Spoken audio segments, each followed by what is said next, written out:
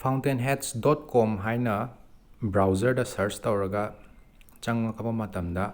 sigi home page e phangani adubu login tawge hairadi top right corner da hamburger menu 3 dash laibado aduda namaga sumaina tholakani sida makhada login haina laibuse sida muk namaga na email and password nammo namuk hairakani ko email and password se register tawgi matamda hapkhiba email aduga password same khibado oidoini sidaida akoina email and password hapaga submit tawba matamda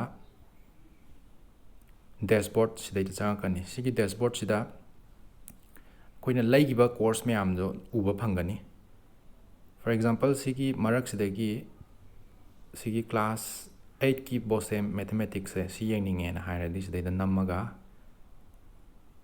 sida yengwa phangani sigi course sigi content mayam se sidaida topic mayam laigani chapter wise khaidokpa yawi topic wise khaidokpa yawgani sidaida for example comparing quantities habisi sigi topic sida yengninge hairadi sigi topic si makhada subtopics mayam laiko simple interest si yengninge hairgana simple interest da click tawraga simple interest ki video tholakani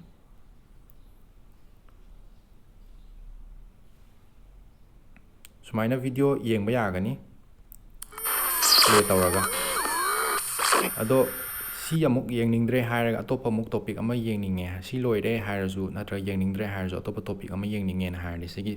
top left corner da muka hamburger menu ma leibdo sida click tawraga topic mayam do sida ge dum yengba yagani atopa topic sing sigi course sigi manung channa laiba topic sing sida ge dum yengba yagani aduga close ina sigi right top right corner da cross mark am leibdo sida click tawraga na muk cross tawgani adagi home page ta muk changning hairaga na sigi akhoi profile sigi circle ama leibse top right corner da sida click tawraga na dashboard ta muk chatladi sumaina akhoi course myam da mu phangani atopa course amuk yengning hairasu aduga home page ta muk lakning hairadi sigi logo je fountainheads FH thaba logo sida namaga na akhoi home page ahanbada login tawdringena changpa page to aduda lakani aduga atopa course laining hairsu sidagi let's explore tawraga atopa course adum laibi ba yagani sidagi amuka akoina laigiba course sing do amuk yengning hairadi sigi top right corner da laiba hamburger menu da amuk namaga hojiki login haina uba phangaroi kaino da login oina lairabanina adubu round circle oiba ama white color gi ama ubodo aduda namadi sumaina tholakani sidagi my courses habisida chatladi